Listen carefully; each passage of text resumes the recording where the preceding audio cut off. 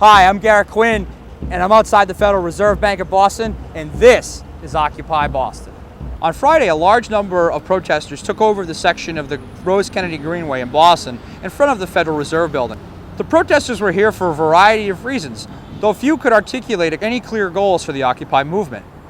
Nobody could say for sure how long they will be here, but it appears they're digging in for the long haul. I went into their encampment to ask them why they are here and what their goals are. People ask us how long are we going to be here, and I tell them Occupy Wall Street's still there.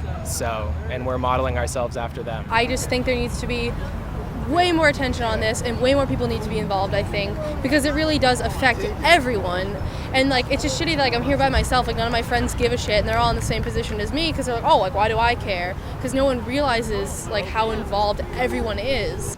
It's really, this thing just grew so fast because just a week and a half ago there was nothing on the table, but with the police brutality that occurred at Occupied Wall Street, it's really galvanized a lot of people to finally make their voices heard. A lot of the goals is mostly geared towards a reform of our financial system, because we feel like it's geared towards the top 1%, mostly the bankers and the financiers, and they're not providing everyone an equal playing field.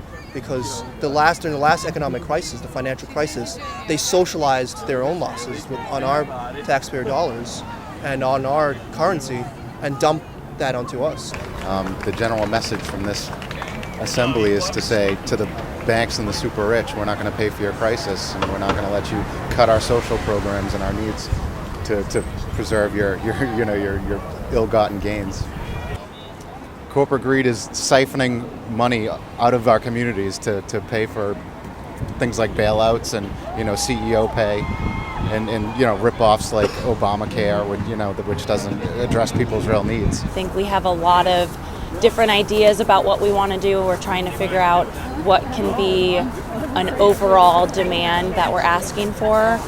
For me personally, corporations, they are closing down small businesses, shutting down family-owned businesses, putting people out of business, and that's really ruining, putting a lot of people into debt and putting a lot of people onto the streets.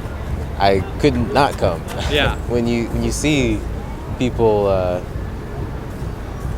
feeling so passionately and so strongly about their own country, I mean, you can't help but want to support that. Mostly to inform people of just the atrocities that are going on in America that are not very well televised and not known to the general public, that where the money is just not being spent as wisely as it could be. Making a statement, showing that we have a voice, showing that we want to be heard, showing that we need to do this. If we could get the banks to, help out the people with the shitty mortgages and stuff like that, that would be great. If they just saw that we were, angry and needed change, if that did it for them, if they could, cut us some slack in the least bit of way, then I consider that a small victory. The Federal Reserve is the source of this whole thing. They're the ones who are, printing this fake money.